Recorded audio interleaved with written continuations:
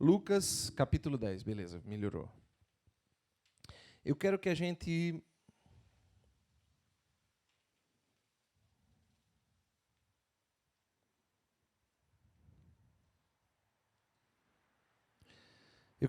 entenda um pouquinho do contexto antes de eu ler a passagem que eu quero ler, tá? Vejam bem. No capítulo 10 do Evangelho de Lucas, o evangelista narra a ida dos 72, o envio dos 72 apóstolos, 72 discípulos, em missão. Então, acontecem uma série de circunstâncias com eles, e eles voltam para contar a história. E é a partir daqui que eu quero que a gente leia, tá? Jesus enviou 72 para anunciar a boa nova, e eles estão voltando. E a volta é o versículo 17 do capítulo 10, tá? E vejam o que é que eles dizem. Preste atenção, que coisa interessante. Os 72 voltaram cheios de alegria, dizendo: Senhor, até os demônios se submetem a nós por causa do teu nome. Jesus respondeu: Eu vi Satanás cair do céu como um relâmpago. Eu vos dei autoridade para pisar em cobras e escorpiões e sobre todo o poder do inimigo. Nada vos poderá fazer mal. Contudo, não vos alegreis porque os espíritos se submetem a vós. Alegrai-vos antes, porque vossos nomes estão inscritos nos céus. Palavra da salvação. Veja que coisa interessante, tá? Eles voltam e a alegria deles era que os espíritos os obedeciam, né? De certo modo, ali os milagres aconteciam, as curas aconteciam, quer dizer, até os espíritos, eles dizem, até os espíritos nos obedecem. O que é que eles estão dizendo? Quer dizer, tudo aconteceu, a graça aconteceu, você está entendendo? É como a gente, às vezes, que volta de missão, às vezes a gente volta de alguma missão assim muito ungida, né? E a graça aconteceu naquele lugar. E quando a gente volta, a gente está num entusiasmo absurdo, né? Por quê? Porque coisas visíveis, né? Coisas visíveis, concretas aconteceram à medida em que nós estávamos ali anunciando o Evangelho. Muito bem. Jesus, então, exorta. Jesus diz assim, olha, sabe por que tudo isso aconteceu? Ele diz, olha, eu vi Satanás cair do céu, eu fiz isso, eu fiz aquilo, e fui eu quem dei essa autoridade a vocês. Quer dizer, não há absolutamente nenhuma novidade no que vocês estão contando para mim. É um balde de água fria. Vocês estão se alegrando com uma coisa, e aqui é onde está o início da minha reflexão, que vai motivar a nossa adoração. Aqui onde está o negócio. Vocês estão se alegrando por coisas que em absoluto, não pertencem a vocês, estão deixando de se alegrar por aquilo que pertence a vocês. Presta atenção, coisa importante isso aqui, tá? Vocês estão se alegrando porque a graça foi derramada porque eu permiti. Né? É igual ao quem aqui já foi de interior, né? Ou é de interior. Sabe que aí chega aquele tio rico, né? Com o carrão no interior. E aí o molequinho da fazenda vê o carro do tio, né? Tio, deixou eu ir lá na cidade comprar um refrigerante, né? Mas a vontade dele é o quê? Mostrar o carro do tio, né? Que está andando no carro do tio. E aí ele dá uma volta na cidade, janela aberta, né? Dando tchau para todo mundo, virou prefeito da cidade. Quando ele dá a volta, traz o refrigerante, né? Chega, parece que engoliu o mundo. No outro dia o tio vai embora, ele chega na cidade a pé com a sandália havaiana torando aquele pedacinho. Né? Quer dizer, é uma alegria por uma coisa que não pertence a ele. Né? Quem nunca viu isso? Né? Quem nunca viu isso? Quem nunca se alegrou com o que não lhe pertencia? Né? Jesus, então, dá uma exortação profunda aos discípulos. Vocês estão se alegrando por coisa besta, que não pertence a vocês. Ora, eu vi Satanás cair do céu, avalie um espíritozinho velho, submeter vocês usando meu nome. Ih, que besteira, que vantagem é essa, né? Agora, alegrem-se, e diz o versículo 20. Alegrai-vos antes, porque os vossos nomes estão inscritos no céu. E quando a gente lê essa palavra, vem uma coisa no nosso coração. Uma certeza profunda de salvação. Não é isso? É outro conto do vigário. Quando minha filha nasceu, dormiu, né, Eli? Quando minha filha nasceu, no dia seguinte, eu tive que ir registrá-la, né? E hoje já sai com CPF e tudo mais, né? E fui registrá-la. E naquele momento que eu a registrei, ela imediatamente se inscreveu dentro de um universo civil, um universo social. Ela está inscrita neste mundo. Ela agora pertence, de fato, né, ao conjunto dessa civilização. No entanto, tudo aquilo que minha filha pode herdar de mim, e é muita coisa, um computador e um violão,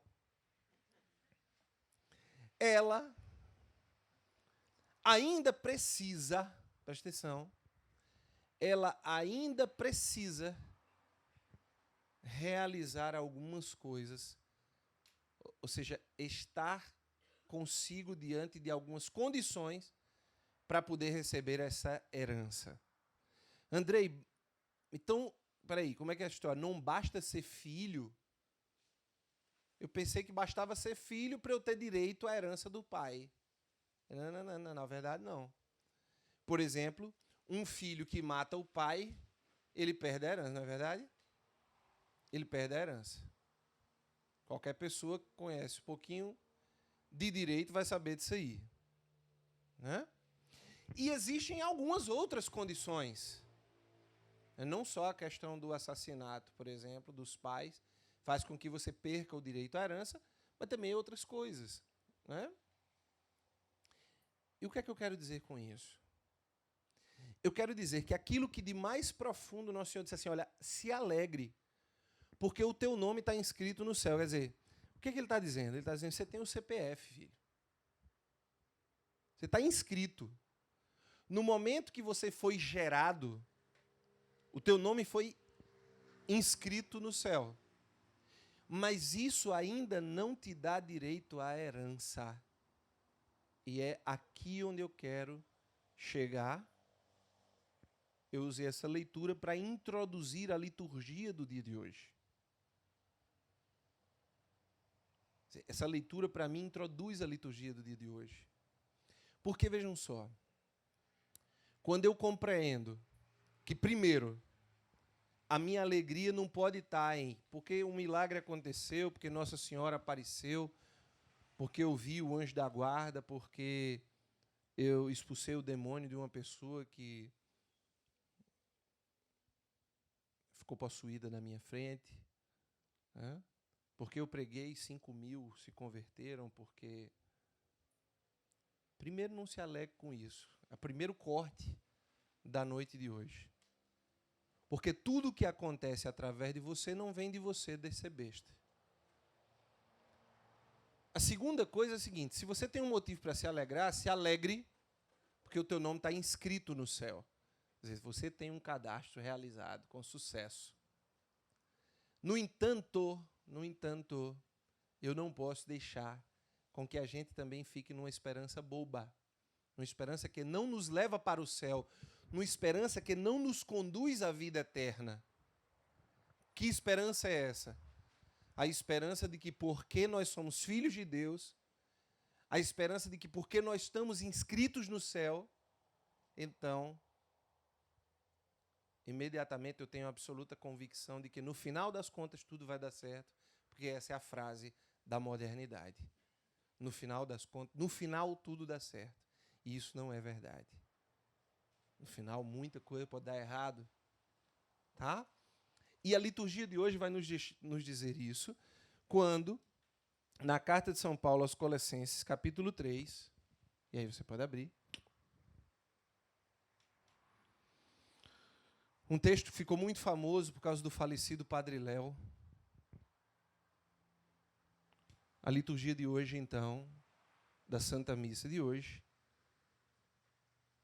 nos diz o seguinte, Colossenses capítulo 3. Colossenses, capítulo 3. Acharam? Diz o seguinte: se ressuscitaste com Cristo, buscai as coisas do alto, onde Cristo está entronizado à direita de Deus. Cuidai das coisas do alto, não do que é da terra. Pois morrestes e a vossa vida está escondida com Cristo em Deus. Quando Cristo, vossa vida, se manifestar, então vós também sereis manifestados com Ele, cheios de glória. Pronto, isso aqui é a introdução bonita, né? Buscar as coisas do alto, não as coisas da terra. Só que São Paulo sempre foi um homem muito concreto no que ele tinha que falar. E ele então continua. Portanto, reparem, o texto continua, é uma explicação. Portanto, mortificai os vossos membros, isto é, o que em vós pertence à terra. Mortificai os vossos membros, o que em vós pertence à terra. 2 pontos. Imoralidade sexual, impureza, paixão, maus desejos, especialmente a ganância, que é uma idolatria. Repare que é uma coisa que passa desapercebido, né, por nós. Qual é o maior conteúdo? Qual é o maior conteúdo confessional? É logo o primeiro. Imoralidade sexual. O que é que os padres mais escutam? Caí, pequei contra a castidade. Essa é a demanda, essa é a maior demanda que os sacerdotes escutam. Obviamente, claro, né, a Virgem de Fátima disse lá que a maioria, né, das pessoas que foram ao inferno, isso não é palavra minha não, tá? Que é Nossa Senhora de Fátima quem diz, né, o foram para lá por pecados contra a castidade. Mas, apesar de ser o maior conteúdo de confissão, né, o que São Paulo categoriza como especialmente, quer dizer, principalmente, é o conteúdo da ganância. Por quê? Aí ele dá uma justificativa. Porque é uma idolatria. Quer dizer, é um pecado contra o primeiro mandamento. Se você for pegar o pecado contra a castidade, é o 6º, né? É o 6º mandamento. E os mandamentos começam com amar a Deus sobre todas as coisas. E a idolatria é um pecado contra o primeiro mandamento. Então, especialmente a ganância. Eu nunca vi Nunca vi ninguém chegar lá no... Obrigado. Né? Nunca vi ninguém chegar num padre e dizer, padre, eu estou pecando porque eu sou ganancioso. Aliás, eu já li, né? Santa Teresinha uma vez ficou consternada porque teve um sonho e no sonho ela queria o pedaço da torta maior que estava na mesa, né, da casa dela. Ela queria que os irmãos, as irmãs, né, ficassem com um pedaço menor e ela queria ficar com um pedaço maior. Então ela acordou assim consternada, né, muito inquieta porque, coitada, né, havia sido gananciosa. Então daí dá para você entender mais ou menos, né? Quando você quer o melhor pedaço de carne, né? Principalmente a gente que vive em comunidade, né? Quando a gente chega lá, tá lá 16 pessoas para comer no almoço. Todo mundo fica de olho ali, ó. O pedaço de frango mais, né? Mais em ordem. Querendo deixar aquele que foi atropelado para o irmão que está no final. Queridos, a idolatria, a ganância, que é uma idolatria, é principalmente aquilo que deve ser conteúdo daquilo que nós devemos desapegar. Tá? E reparem, em nenhum momento aqui a gente está falando não tenha dinheiro.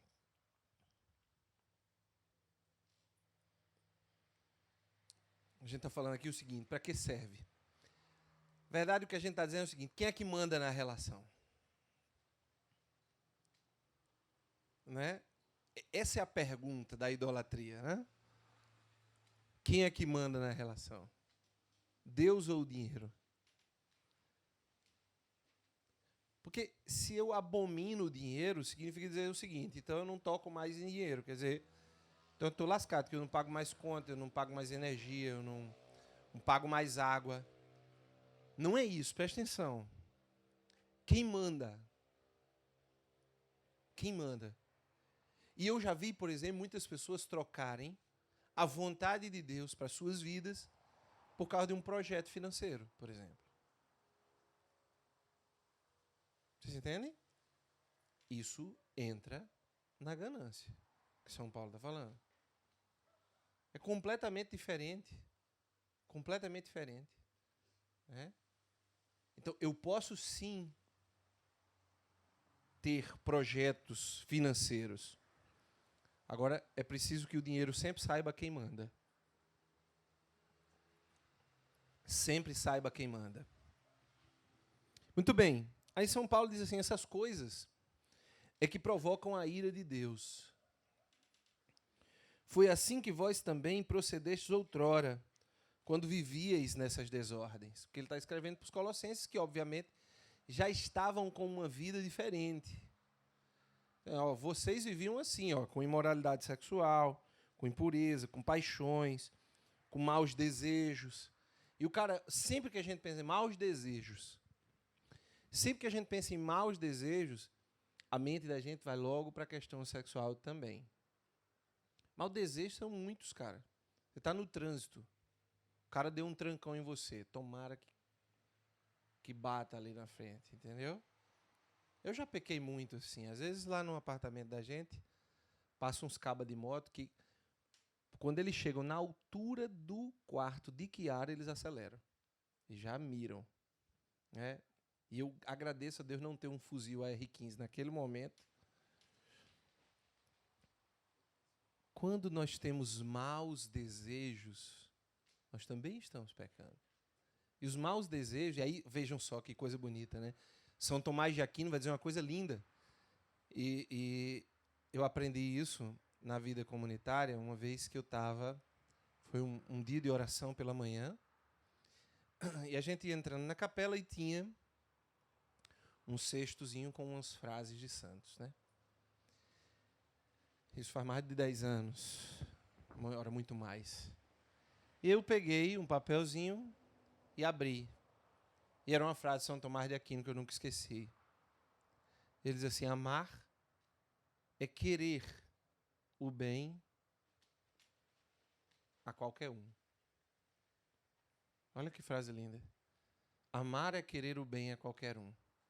Portanto, os maus desejos também, por exemplo, querer o mal de alguém é um mau desejo. Não necessariamente os desejos sexuais. Os maus desejos, desejos da nossa alma. Tá? Agora também tem uma coisa.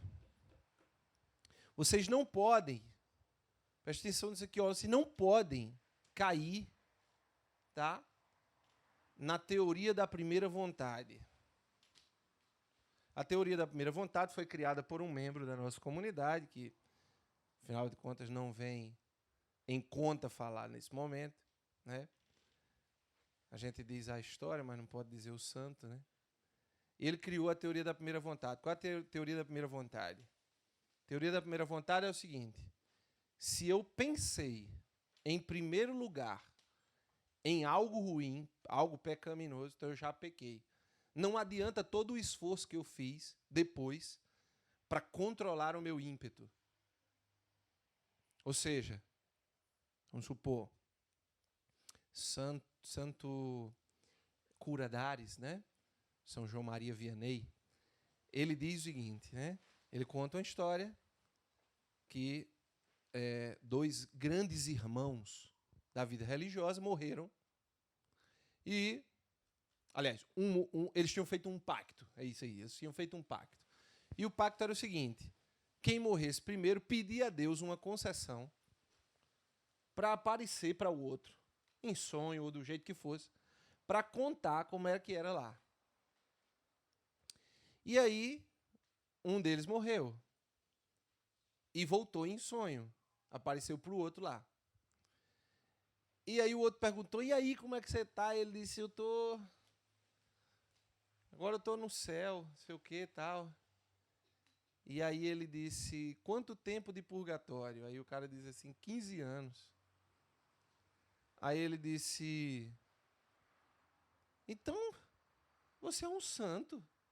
Você passou só 15 anos? Ele disse: olha, eu preferia passar 10.000 anos sendo queimado vivo aí na terra do que 15 anos no purgatório.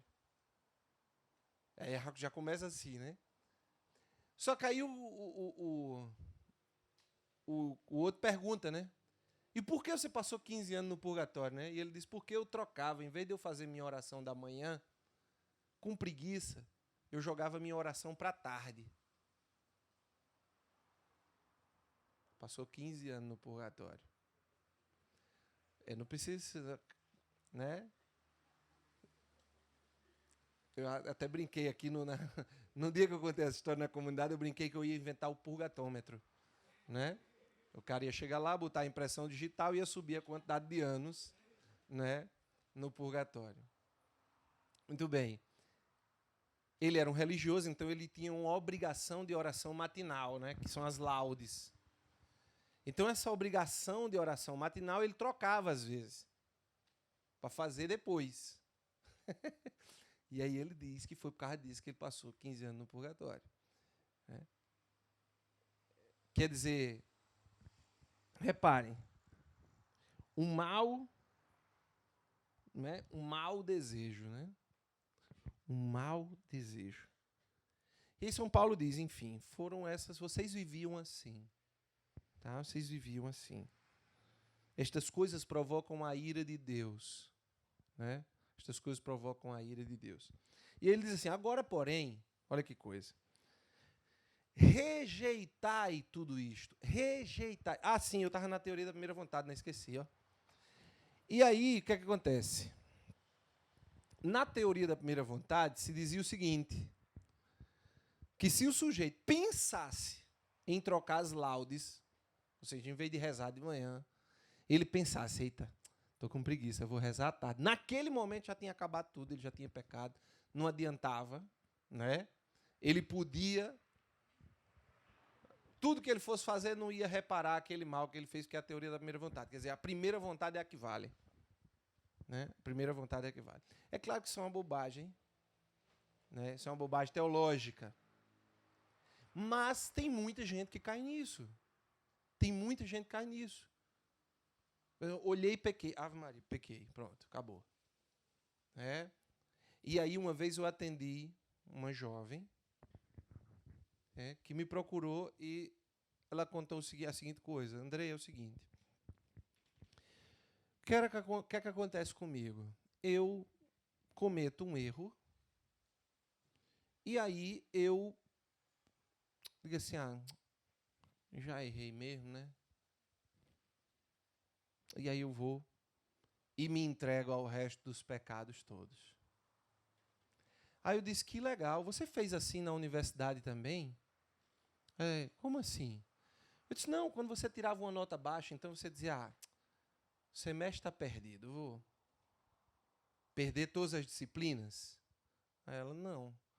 Aí você faz assim no seu emprego também, tipo assim, quando você erra, lá no seu trabalho, você comete um erro no seu trabalho, você diz assim, eu não presto mais para nada mesmo, vou fazer tudo errado hoje, se eu for demitido, que seja. Aí ela disse, não. Aí eu disse, então sabe como é o nome da coisa que você está fazendo? Ela disse, não. Eu disse, safadeza. Né? Você quer fazer o que você quer e você se apoia no erro para justificar para a sua consciência que, bom, já que eu errei, vou me esbaldar. Só que você não utiliza essa lógica para as outras coisas da sua vida. Você não utiliza essa lógica para a sua empresa. Você não utiliza essa lógica para o seu trabalho. Você não utiliza essa lógica para a sua universidade. O que é que você faz na universidade? Você tira uma nota baixa, você se lasca todinho de estudar. Para quê? Para recuperar a danadinha da nota, não é assim? É assim que a gente faz. Eu me lembro quando eu detesto física, né? Detesto física. Não os físicos, tá? Aqui na comunidade tem 3, então eu preciso deixar claro isso. E logo quando eu comecei a estudar física, que foi logo no primeiro ano, né, eu fui para a final. E aí minha mãe me mandou para casa de um primo meu que era fera em física, ele me botou para responder 4 livros inteiros de questões. E obviamente que eu recuperei minha nota e ainda fiquei, na verdade, à frente de muitas outras pessoas da minha sala. Né? Mas eu estou dizendo isso para quê? Para dizer o seguinte, quando a gente fracassa em algum ponto da nossa vida material, o que a gente faz é correr atrás para recuperar, ou não é? É assim mesmo. Você tem um déficit no mês, você corre atrás. Você tem uma nota baixa, você corre atrás, você tem que repor as outras. Por que essa lógica não é feita com Deus? Essa lógica não é feita com Deus, porque no final das contas, nós não estamos rejeitando essas outras coisinhas aqui. Por quê? Porque no fundo, bate no peito da gente uma coisa chamada iniquidade. O que é iniquidade, queridos? Vocês sabem? Não, isso aí é a concupiscência. O que é a iniquidade? A iniquidade é o costume com o pecado. A concupiscência é a tendência para o mal. A iniquidade é o costume com o pecado. Quando você está acostumado com o pecado, né? Tipo assim, um cara é cristão, mas ele entra num escritório de advocacia, né? E vocês sabem, o escritório de advocacia é a tentação do deserto, né? E aí você entra lá e o cara começa, né? Porque tal. Não, rapaz, mas é assim. Aí uma vez, né, uma pessoa que eu conheço muito próxima a mim usa uma aliança bem parecida com essa minha, mas eu não vou dizer quem é. E aí estava num escritório, né, e conversando com um colega. O colega chegou e disse assim, não, olha, presta atenção, repare. Tem uma causa que a gente pode pegar. A causa é a seguinte, né? A gente vai, as prefeituras, elas têm um déficit, assim, um débito com os funcionários e tal, várias prefeituras e tal, e é coisa milionária. Tá? A gente só precisa fazer com que o prefeito queira que a gente faça a causa. E o que é que a gente faz? A gente diz o seguinte, olha, prefeito, é o seguinte, você faz a causa com a gente, mas, tá? Com toda a generosidade e gratidão, depois que nós recebermos a nossa parte, a gente lhe dá de presente, porque nós somos generosos. Não entenda como uma compra, é um presente que eu lhe dou, entendeu? Depois do negócio. E aí essa pessoa que usa uma aliança parecida com essa aqui, semelhante a essa minha, diz assim, mas rapaz, mas isso é errado, né? Não? Isso não é compra, não. Compra? Você está louco, isso é compra, não. Eu estou dando o que é meu não posso dar, não? Olha, repare, isso é iniquidade. O que é isso? Costume com o pecado. Nós vamos argumentando na nossa mente e criando os artifícios para nos convencermos. Isso é iniquidade. Isso é iniquidade. Repare, todo mundo sabe isso. Qual é a melhor pessoa para te convencer, Neto? Você mesmo. Isso aí é uma certeza absoluta, é ou não é? Ninguém me convence melhor do que eu. Ninguém me convence melhor do que eu. Eu utilizo todos os argumentos possíveis e imagináveis, porque eu sei exatamente em quais pontos eu consigo me convencer. É por isso que você é o pior juiz de você mesmo. Porque numa comunidade, a gente diz assim, é importante ter um formador pessoal, é importante você ter um diretor espiritual. Por quê? Porque você é o pior juiz de você mesmo. Você se convence da coisa porque você sabe exatamente quais argumentos, quais pontos você diria a você para te convencer daquilo. É por isso que você precisa de um diretor espiritual. Não é apenas para que, tipo assim, o cara reze por você e fique prevendo a tua vida. Isso aí é a mãe de Iná, e você pode procurar a mãe de Iná, que ela vai fazer isso. O diretor espiritual, ele vai também confrontar você. Ele vai colocar em xeque as justificativas que você está dando para as tuas coisas. Você está entendendo? Quando eu fui casar, sempre conto essa história, né? Quando eu fui casar, aí o Frei, que realizou o casamento da gente, né, chegou para mim e começou a conversar, tal. Aí no final ele fez uma pergunta. Ele disse assim, por que ela e não as outras namoradas que você teve? Aí eu parei assim e disse, tem tela azul? Né? Tela azul. Eu nunca tinha feito essa pergunta para mim, obviamente. Não é? E aí eu então comecei a pensar sobre por que ela mesmo, né? Por que ela mesmo? E aí, claro, depois eu entendi por que ela. E depois ele chegou para ela, aí ele veio, sentou na casa da gente e tal, conversou no sofá, e depois foi atender Eliara. Aí ele chegou para Eliara e fez assim, olha, eu acho que vocês não dão certo, não. Pá! Ela sentou para se confessar, e ela disse, fui traída. Aqui tem um torturador, né? Um torturador. Ele disse assim, eu acho que vocês dois não dão certo, não. Aí ela olhou para ele assim, fez, é o quê, Frei?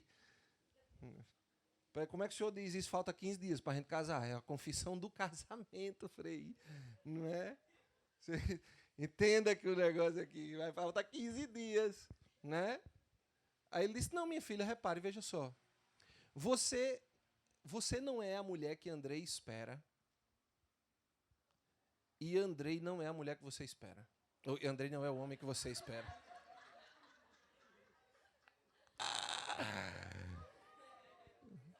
Faz sentido também, né? Então, Andrei não é o homem que você espera. E aí ela ficou assim, mas Frei, por quê, né? E ele disse, repare, veja só. Andrei é o menino buchudo criado por vó. E era verdade mesmo, né? Eu fui um menino buchudo criado por vó. E só tinha mulher na minha casa. Então eu ficava sentado na sala e eu fazia, ô rapaz, que fome danada, vovó vinha trazia um negócio, né? Não é assim a casa de vó? É assim. Ô rapaz, tão bom aquele bolo que tá lá na cozinha. A vovó vinha, né, com o bolo, para isso é uma safadeza. Eu vou pagar muito por isso ainda. E aí o Frei disse assim, repare, Andrei estava lá em cima e eu prestei atenção. Ele disse, amor, cadê a chave do carro? E você estava com o celular aqui, ó, sentada no sofá, olhou para ele e disse, sei não. E voltou a mexer no celular. Ele disse, não é essa mulher que Andrei espera, não. Andrei espera uma mulher que soltasse o celular e fosse com ele procurar a chave do carro. Você não estava nem aí, homem, se ele ia sair de carro, se ele não ia sair, se ia a pé, se a chave ia se perder eternamente, né? Aí ele disse, por outro lado, você espera, tá? Um homem que funcione dentro do controle que você gosta de ter da vida. E Andrei, ele é um espírito livre. E o Frei Júnior, algumas pessoas aqui conhecem, né? Ele é bem engraçado, né? Ele fazia assim, Andrei tem uma alma de artista. Ele fazia assim, né, Frei Júnior, né? Andrei tem uma alma de artista. Andrei tem uma alma de artista, uma alma livre. Ele funciona em outro tempo, em outro horário. Você não vai conseguir. Não vai dar conta, filha. Não vai dar conta. Aí ele disse, olha, se vocês forem casar mesmo, repare que coisa. Não era só uma pilera, não. Ele disse assim, se vocês forem casar mesmo, saibam que vocês vão precisar de muito amor. De muito amor. Ela subiu arrasada. Voltou, entrou na sala, sentou no sofá, fez assim, aí como foi tua confissão, hein? Aí eu disse, foi legal, foi boa.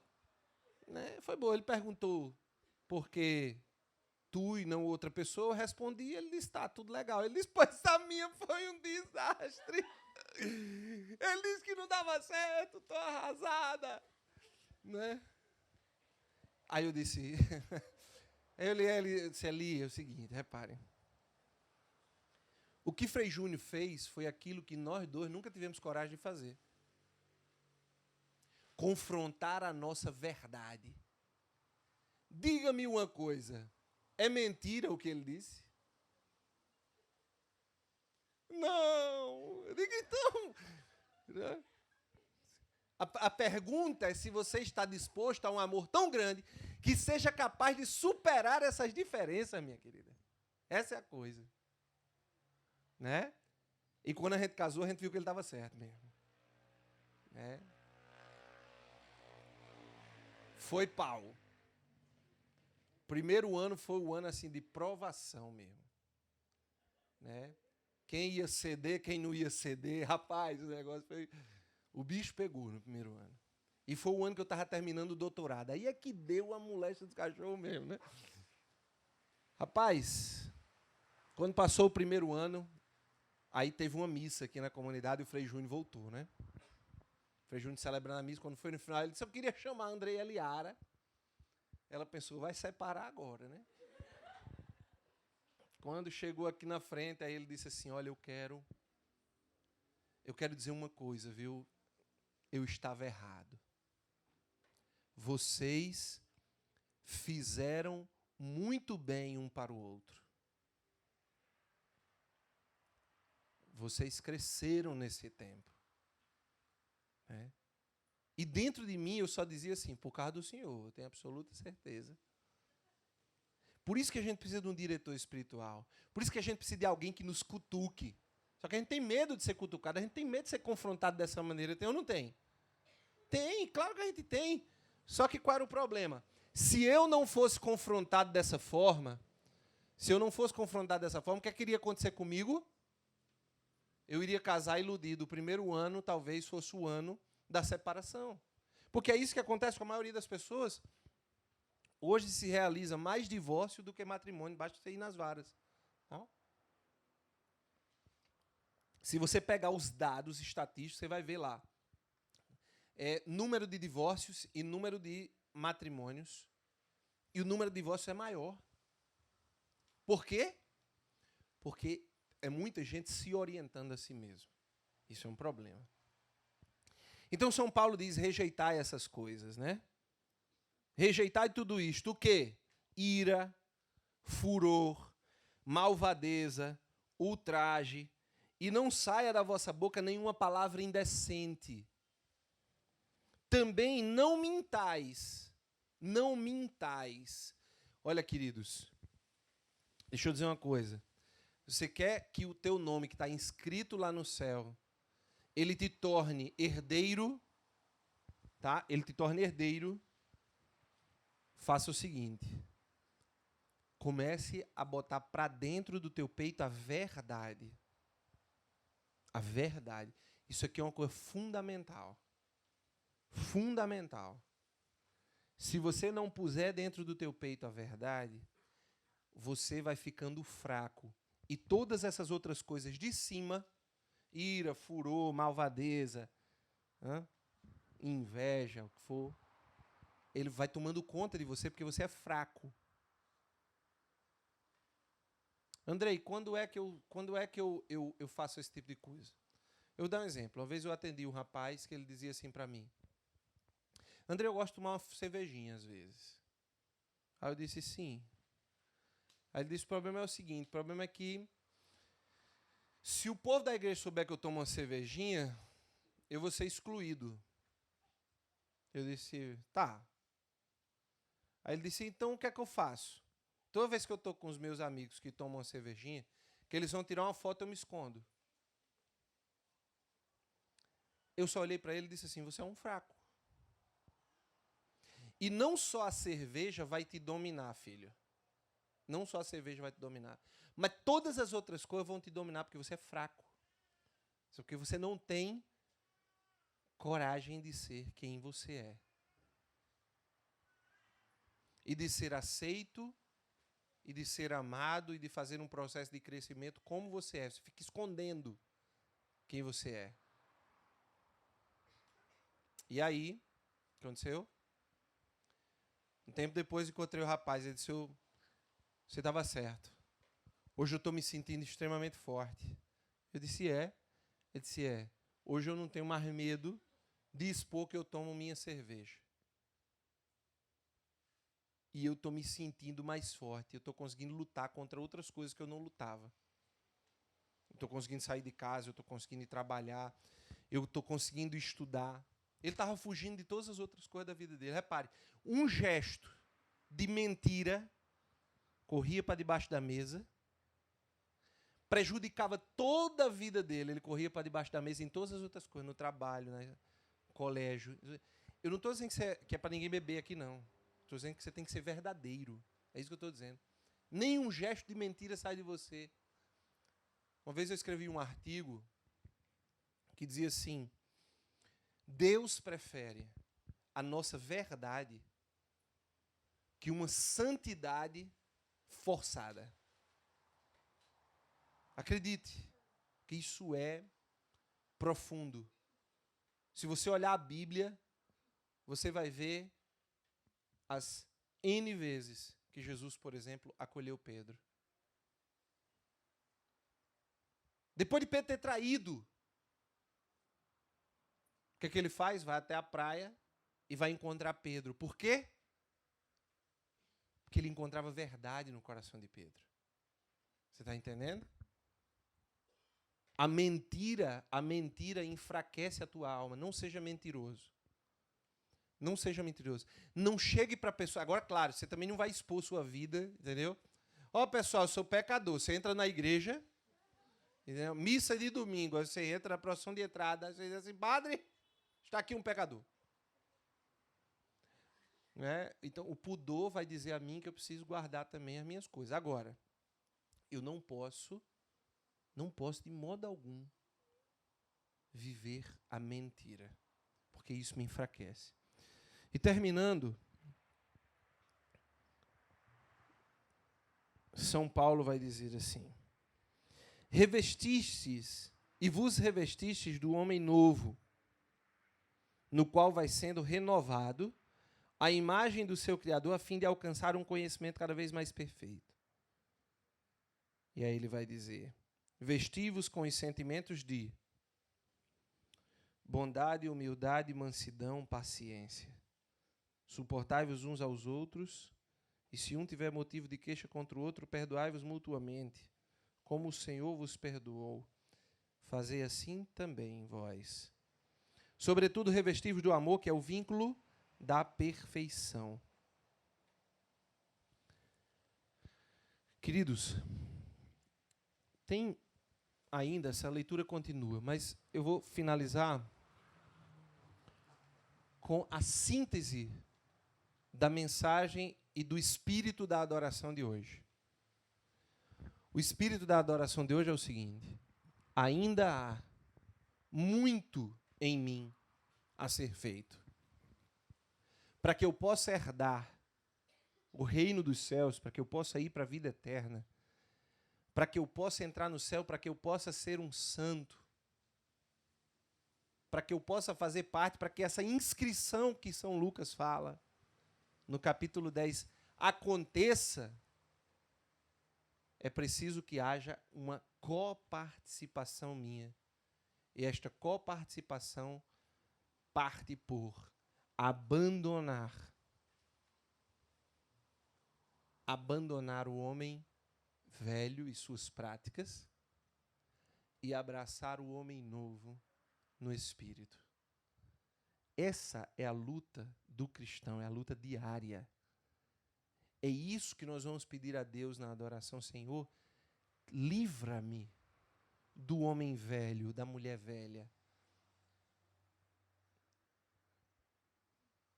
Quer dizer, ajuda-me a rejeitar tudo isso. A rejeitar tudo isso. Em vista do que eu vou ganhar, em vista do céu, em vista da vida eterna. Há muito mais do que aqui nós podemos encontrar. Há muito mais na vida eterna. O que nós fazemos, queridos? Nós investimos profundamente aqui. Nós somos grandes investidores nesta vida. E somos pouquíssimos investidores na vida eterna. Uma vez eu fiz uma comparação.